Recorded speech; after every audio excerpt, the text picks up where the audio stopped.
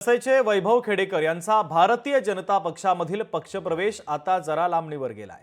कोकणातील आणखीन एक नेता भाजपच्या गळाला लावण्यात भाजप प्रदेश अध्यक्ष रवींद्र चव्हाणांना यश आलंय।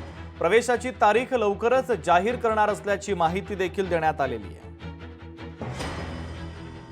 आमचा पक्षप्रवेश नरिमन पॉइंट येथील भारतीय जनता पार्टीच्या प्रदेश कार्यालयामध्ये होणार होता, परंतु सध्याच्या राज्यावरती असलेल्या मराठा आणि ओबीसी आरक्षणाच्या एकंदरीत वातावरणाचा परिणाम पाहता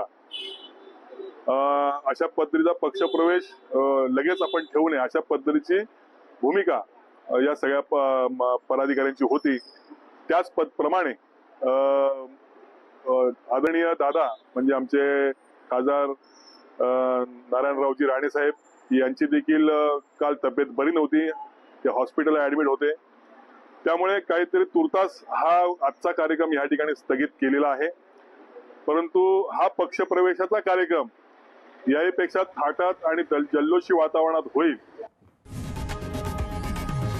लोकशाही मराठी ऐका, पहा, जागरूक रहा।